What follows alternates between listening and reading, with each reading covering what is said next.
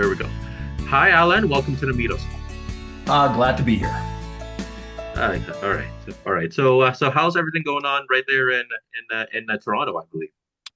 Listen, I am so sick and tired of winter. It started just after Christmas and it has not stopped. But today I think is the last day where the daytime high will be below zero. So we may have been through the worst of it. That's all right. That's all right. We're gonna get there. All right. Here we go. Tell me about yourself and your growing up story. Well, I come from a small town north of Winnipeg where I didn't really have experience with the outside world in terms of media. We had three TV stations, one of which was in French, and the only thing I knew about radio was what my mom and dad played from the kitchen counter or when I rode in the car. But for my sixth birthday, my grandmother gave me a transistor radio. And this radio taught me an awful lot. First of all, there was more than one radio station. Secondly, there was a lot more to radio than just what was coming out of nearby Winnipeg. I was getting all these voices and music and entertainment and information broadcast from all over the place, not just from all over Manitoba, but from places like Denver and Minneapolis and Cincinnati and Chicago. And it was like, wow, this is pretty cool. Wouldn't it be neat to be involved in an industry where your voice came out of space to somebody many hundreds or many thousands of miles away? So this little radio became my constant companion. I would always fall asleep with it on my pillow. My mom would have to come and pick it up and take it with her, put it on the dresser. And as I grew older, I got into more and more bigger radios, then stereos and that sort of stuff. And one of the things that radio pushed me into was an appreciation of music. When you grow up on the prairies and you're good in school and bad at hockey, that's a bad combination in high school, a really bad combination. So the only way I could prevent myself from being beaten up by the jocks all the time was to become something that they were slightly envious of, and that was the school music nerd. I always had part-time jobs, so I was able to spend money on records. I was able to go to concerts, and I was pretty well versed in all the different radio stations that were coming out of Winnipeg. So when anybody ever needed to know anything about music, they could talk to me about it, and that offered a little bit of respect. Let's put it that way. And I had no intention of actually being a DJ of any sort. I wanted to be a newsman, a journalist, an anchor, a foreign correspondent, something like that. But so I took all the usual courses that I could take in university, English, history, political science, sociology, French, that I thought would put me on the road to being a news person. Long story short, uh, I got into my first full-time job in radio, which had me doing a little bit of everything. Sorry, first part-time job in radio, which had me doing a little bit of everything. And then I got into my first full-time job where I was told that after the newsman quit, I would get his job. So at the age of 21, I would have achieved my dreams. I would be a newsman. Well, the guy did quit, and I did get to be a newsman. And I lasted for 23 days because I absolutely, utterly hated the job. Hated it. So fortunately, I was rescued by an unusually cool radio station in Brandon, Manitoba, an FM rock station. And from that point on, I've been playing records and talking about them on the radio. Oh, that's awesome. And what are the best parts of talking about records on the radio? Well, it's not like it's a real job. I mean, you get to combine your passions with getting paid. So, I mean, there are trade-offs. You have terrible hours. The pay is, for the most part, not very good, but it's fun. I mean, the perks are pretty cool. I mean, at the beginning, you got free records, and then you maybe got some free concert tickets. So that was pretty cool. Um, but and then your whole life was doing nothing but listening and playing music. So how bad could that be? You got to meet some cool people. You got to interview some cool people. It's like no offense to anybody who works in a bank, but it's certainly a whole lot more fun than working in a cubicle. Nice. And when it comes to receiving radio stations from far away, did you go way past from Winnipeg? Did you listen to radio stations that are farther than Denver or Minneapolis? Well, I eventually got a shortwave radio, so I was listening to radio from around the world. So yes, Oh, okay. but when it came to see, back then, we didn't have the internet, and we didn't, radio stations weren't streaming online, so you were restricted by the analog technology of the day. An FM radio station can't broadcast for more than 100, 150, 120 miles. That's it. It's just not physically possible. AM radio, especially in the wintertime when the atmosphere thickens up and becomes this big mirror, you can hear music from or hear radio stations from far, far, far, far away. And I think the furthest AM radio station I ever got was a 500,000 watt Bible station in a place called from the island of Antigua. Oh, Antigua. Yeah, Oh, Antigua. yeah. Or no, it was Anguilla. I'm sorry, it was Anguilla. Anguilla. Nice. So Bible radio station in Anguilla. Speaking of Minneapolis, did you manage to receive KSTP? Yep, I did. Yeah, because Eventually, yes, I did. As a matter of fact. because I managed to receive KSTP on my mom's car radio a few years ago, all the way from Edmonton. Yeah, that is atmospheric skip. These things can happen. And it would come in and then it would fade away. And that Yeah. had nothing to do with the strength of the signal, it had everything to do with the state of the atmosphere. That's nice. Seriously, AM's interesting though. It sure is. And it's a dying form of radio because the technology is so old and the audio technology is so inferior to the audio that we get from FM and online. But man, I think the most beautiful sound in the world is a baseball game on an AM radio on a hot summer night. That's true. Okay. So, Alan, why do you do what you do? Because I can't do anything else. I'm not being flippant.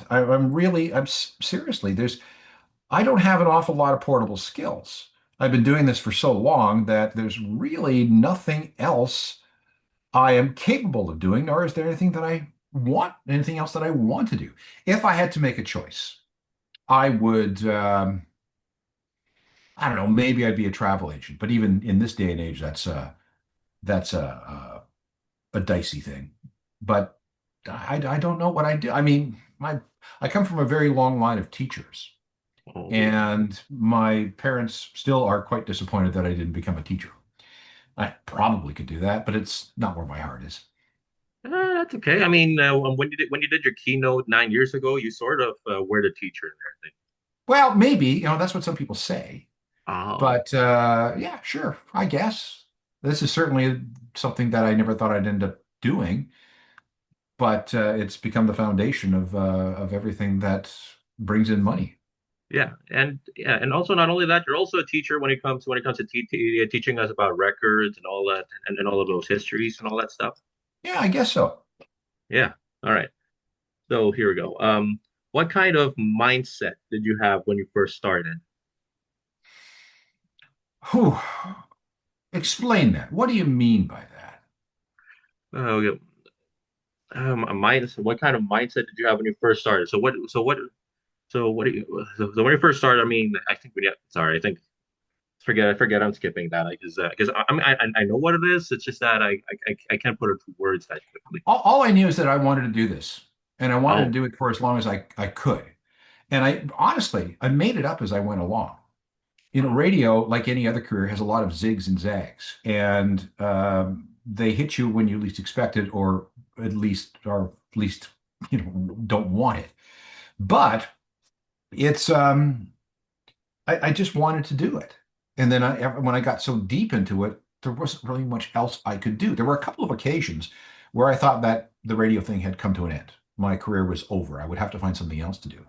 And I got to tell you that during those periods, I was scared. What else can I do? Fortunately, things worked out for me, and I'm still here. Making it up as I go along. That was my mindset. It was all a big adventure. I didn't really take it too seriously in terms of what came next, other than I just wanted to keep doing this. Nice. That's beautiful. Okay. What kind of music were you playing at CKUW? That was a very bad closed circuit radio station at the University of Winnipeg.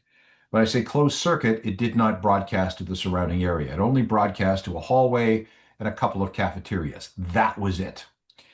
And you could play whatever you wanted. And they had a library, just whatever records you thought were cool. That was basically it. It was a terrible radio station. It had very bad equipment. But I will say that it was the first time I ever turned on a microphone. I would say that it's the first time I ever queued up a record. I would say it's the first time I ever mixed records. So it was a very important thing for me, especially since it gave me enough experience to get that first full-time job in the real world.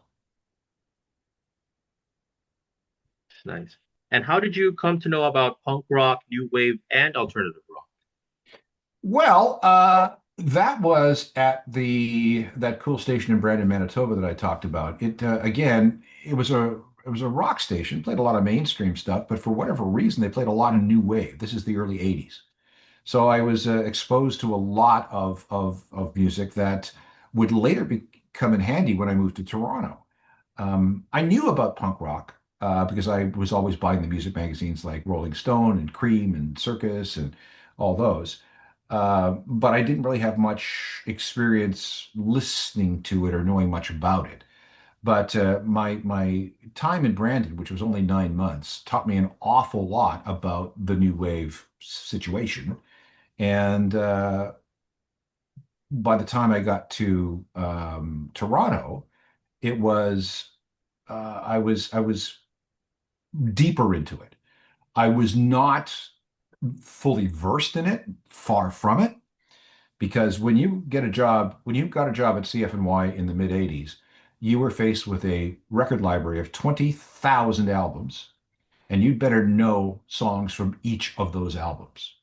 So it was a huge trial by fire learning about all this music. And I had no idea that this music existed at all. And now I was supposed to become an expert in it. And you became an expert very quickly, or you didn't last.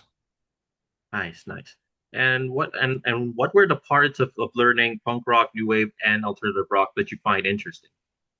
It is an alternative universe. It's a form of music that grew up alongside with mainstream rock, but there was very little crossover except in a few places. And I had no idea that this culture existed. I got bits and pieces of it, but I didn't realize how big this culture was. And it was absolutely fascinating to me because here were people doing things that were far from mainstream, that were far from normal, and that were often quite weird. And that appealed to me. It was adventurous, it was fun, it was innovative, it was, all those things. So, okay, this is entertaining. I'm going to stick with this. Nice, nice, nice, nice. And why was being on CFNY part of an interesting movement? Well, at the time, there were very few radio stations playing the music that we were playing. There were maybe half a dozen across North America, commercial stations. There were some college stations that were playing this stuff, but commercial stations, there were about six. There was one in LA, there was one in San Diego, there was one in Chicago, one in Minneapolis, one in Boston, one in Washington, and then one out on Long Island. That's about it. And we were the weirdos. We were the ones that were playing music that nobody else would play, and we were taking a chance on new music that nobody else would take a chance on. So there it became fun. What could we discover? What could we show you that all these other radio stations refused to show you? And somehow we got into this attitude that, we listened better, we listened harder, we listened smarter. And God, we're on a mission from God. That really was our feeling. Um, Look what we have got for you, and we just can't wait to share it.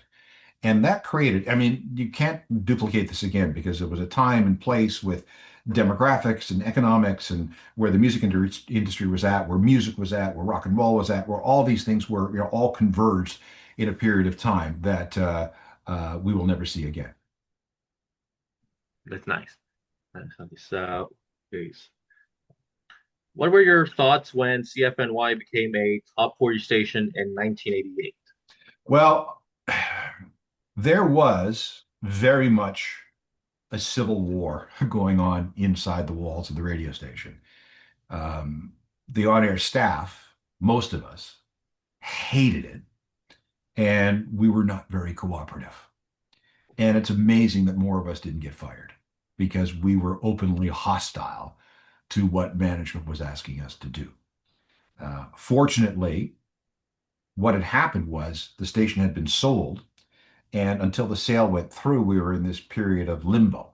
And this is when everything happened because the management wanted to show the new owners when they took over what they could do with this radio station and they would get to keep their jobs. Well, when the new owners came in, they said, wait a second, we bought a blue car. This is a red car. Who painted it red? Well, we did. Okay, you're out. So the people that did initiated the top 40 thing were fired. They were gone. And we kind of went back to normal. Ah, oh wow, that's it. Well, that's gotta be pretty tough there, Alan. It was nuts, truly nuts. Okay. Seriously, top 40 when the CFTR was on? Yep. Yeah. Okay. Was CFNY better or before or after the top 40 days? It was different. We were no longer called the Spirit of Radio. Music had changed. Radio had changed as a business, so the being able to do this free form stuff didn't work anymore. Things had become a lot more scientific.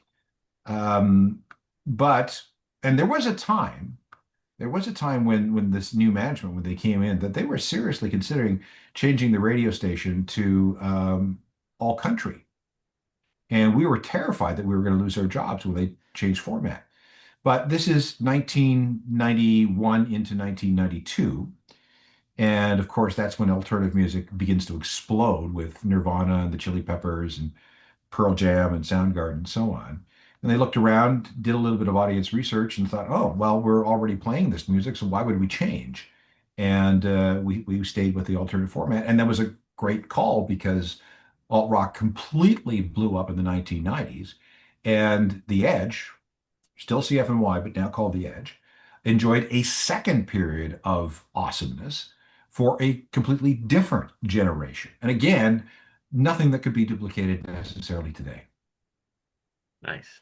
So radio's changing. So how'd you keep the edge changing through throughout the decades? Well, you have to pay attention to the audience. You have to pay attention to what's going on in the world, in the world of music. And you have to have convictions of your judgments. When you're on the radio, you are empowered to judge what is good and what is not good.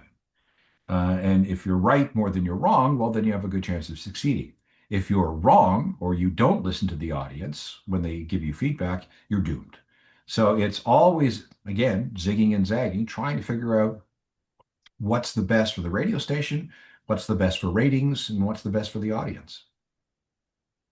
That's nice. And honestly, historically, I think CFNY would want to do well as a country because around that time there was another country station with 92.5 Kiss FM. That didn't Yeah. last long with top four.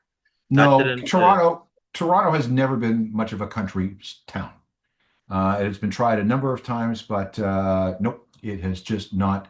It doesn't work here. It works in surrounding areas, but in Toronto proper, no. Toronto is very much a pop town. This is why there's what, four or five pop music stations in town, and only really three rock stations for a city of like 3.5 million. So, yeah, country just doesn't work in the city of Toronto.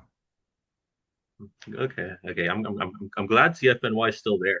Um, Yeah, still there, yeah. still powerful, still popular, still profitable. Mhm. Okay. How has the music industry changed today? Well, the big change is the internet. Back before 2000, which is the pre-internet era, you had to buy a piece of plastic if you wanted to listen to music, if you wanted to own music. if you wanted to access music on your own terms away from the radio, or you had to listen to the radio or watch much music. Um, Now everybody with streaming, and everybody has a phone. You can listen to whatever you want, wherever you want, whatever and wherever, whatever you want, whenever you want, wherever you happen to be on whatever device you happen to have. And the idea of sitting and waiting for your song to come on the radio is just nobody does that anymore. The idea of waiting for your video to come on TV, nobody does that anymore. Well, first of all, nobody shows videos on TV anymore. You just go to YouTube and watch whatever you want, or go to any number of online video stream channels and watch whatever you want. So the radio's piece of the pie when it comes to entertainment and leisure hours has shifted. It used to be, you used to read a book, go to a movie, watch some TV, and you had maybe 20, 25 channels, back then, um, or listen to the radio.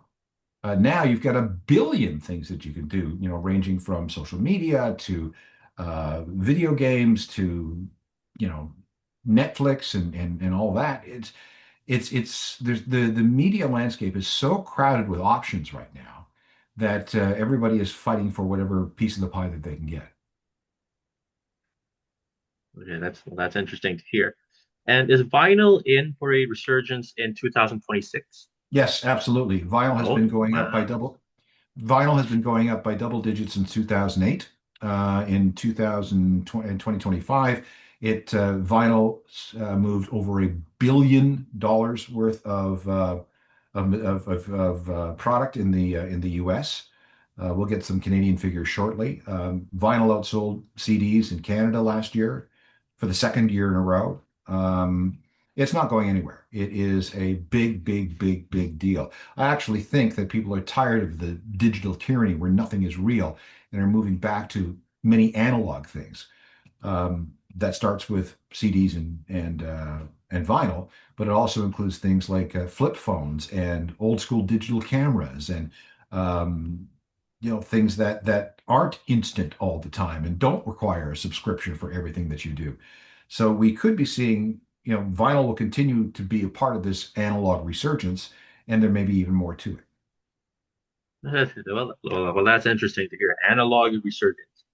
I have questions from your keynote with the RTA 9 years ago. How do you practice for a more than 45-minute keynote? How do I practice? Hmm. Yes, I don't. really. No, I mean, when I put together a keynote, I write the script and prepare the presentation, and I read through it, but there's maybe I'll run through it once, maybe twice if it's a complicated one, but that's it. Uh, you're good. Yeah. And are you interested in having an HD channel or HD radio channel dedicated to yourself?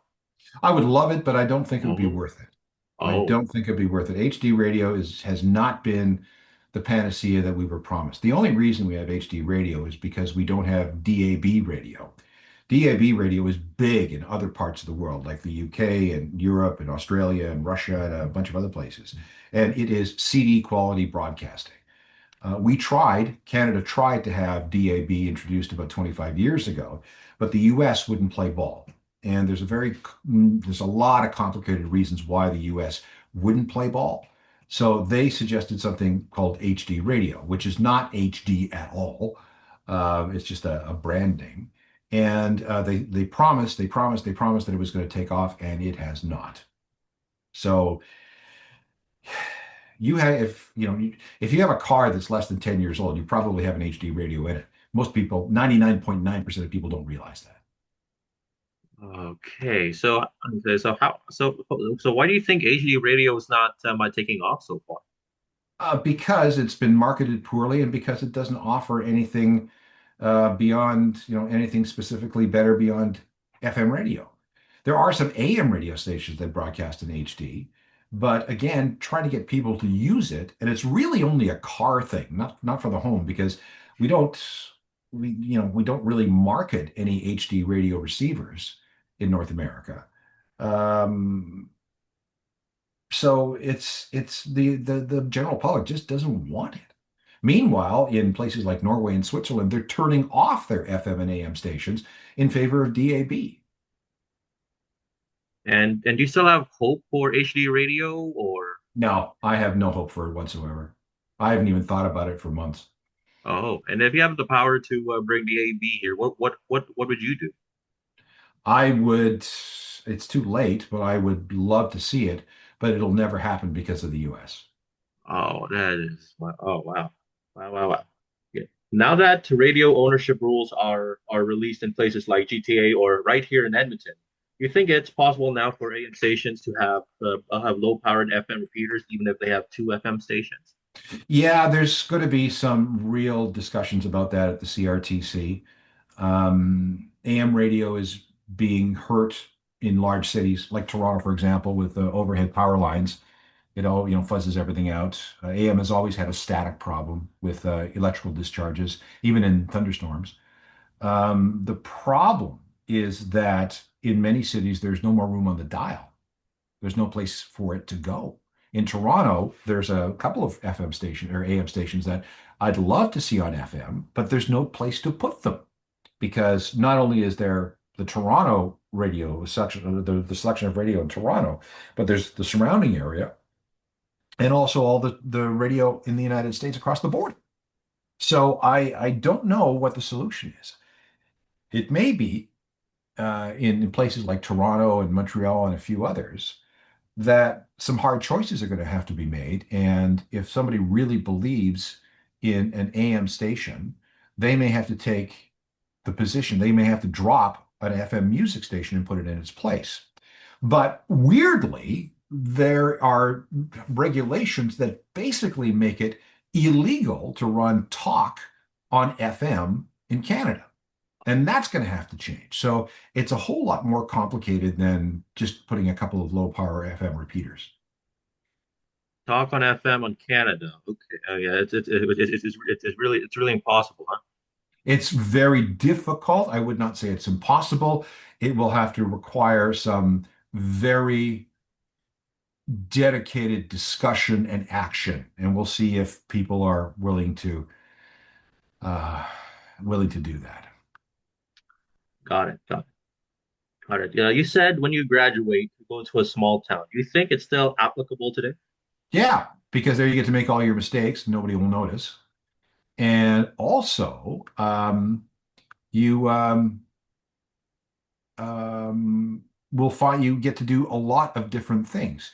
You'll get to do news, you'll get to do sports, you'll get to do production, you'll get to be on the radio, you might end up doing some sales, and you'll find out what it is that you really want to do. And you can experiment without really hurting your long-term prospects.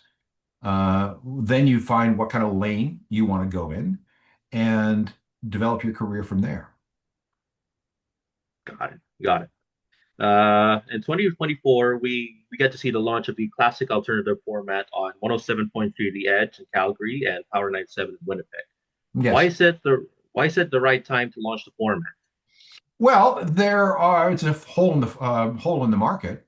There are a lot of people who grew up in the 80s and 90s who still like the music from the 80s and 90s. So why not give them what they grew up with?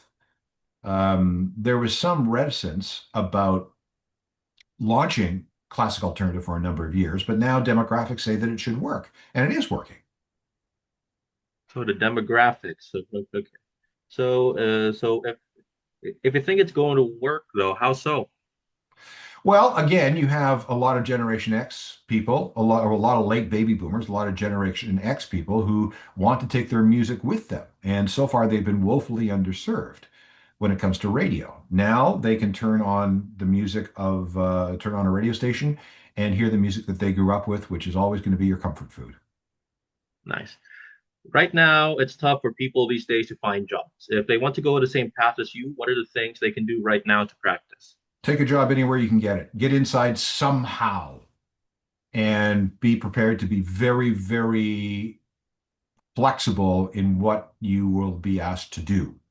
And if you show the right amount of enthusiasm and show competence, you'll be fine. And don't be afraid to move. If you think that you're going to necessarily get your first job, well, if you're going to get your first big job in this town that you grew up with, it's going to be really tough, which is why I recommend people moving to a small station and figuring out who they want to be before they go any further. Because if you get a job at a big station immediately, then you become pigeonholed in that particular job. You may not want that job in 3 or 4 years. You may want to do something else. You would have a much easier time figuring out where you want to be in a small town than you would at a large radio station. Okay. In an interview, you said radio is still very powerful, very profitable, very popular, yet people insist that, oh, nobody listens to the radio. Oh, I don't listen to like radio. Oh, I don't like radio, or who listens to radio? How can we make radio exciting again to change that perception? Well, that's the subject of a very long discussion that is going on right now. I will tell you that the 81% of the Canadian population listens to radio every week. It's people do listen to the radio. It's still king of the car. It's, that we've seen in recent years more people listening to radio at home, whether it's through a traditional radio or through streaming or through a smart speaker. So a lot of these voices are coming out of the US. And I understand why people say this in the US because they completely destroyed what radio was with, cost cutting and layoffs and all that sort of stuff. America destroyed radio.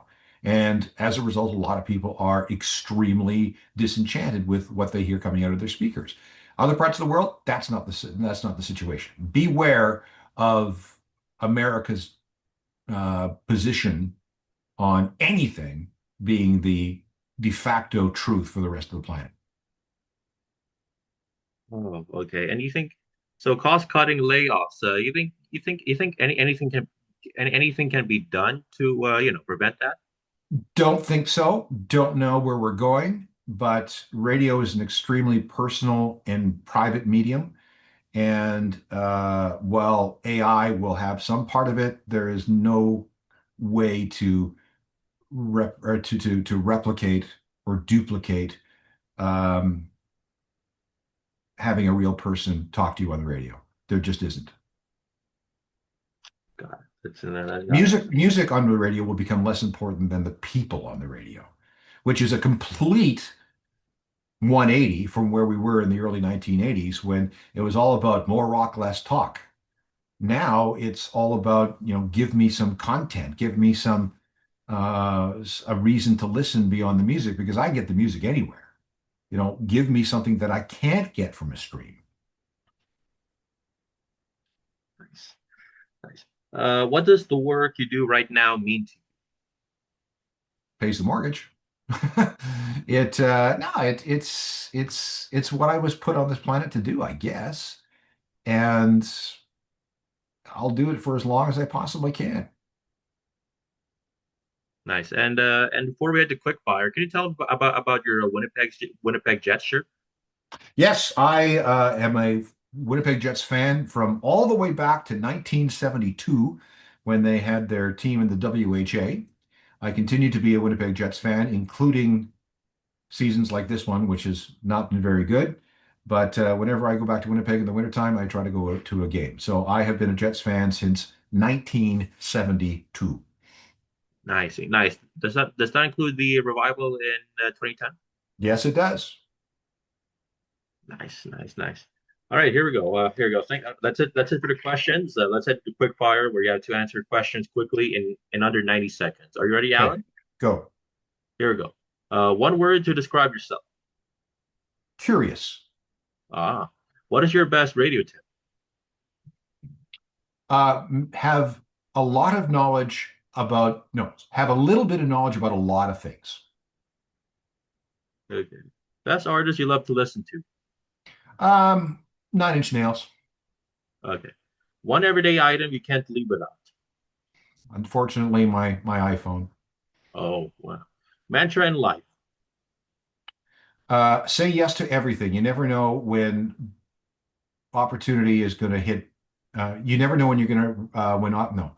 Um, say yes to everything. You never know when dumb luck is going to come your way. Hmm. Best place in Ontario or Manitoba to go road tripping or travel?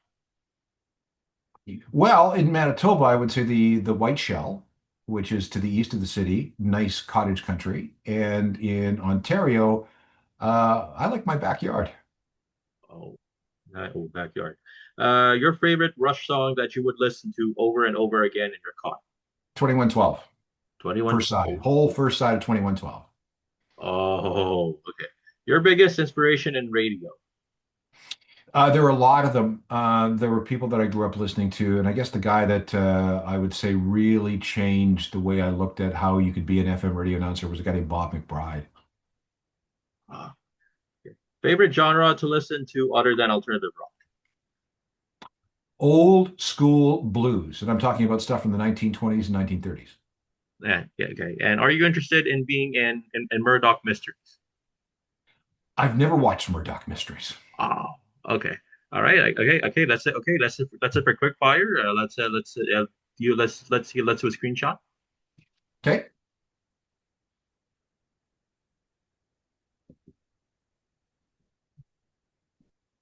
All right. All right. Thank you, Alan. Any last thoughts or comments? No, we're good. I got another podcast to do in 24 minutes. Okay. And anywhere we can find you? You can find me at a journalofmusicalthings.com. That is my website. There's a daily newsletter that you should get. And I have my two podcasts, The Ongoing History of New Music and Uncharted Crime and Mayhem in the Music Industry, which is all about true crime and rock. Whoa. Okay. All right. Again, Alan. Alan, thank you for coming to the Meetup Spot, sir.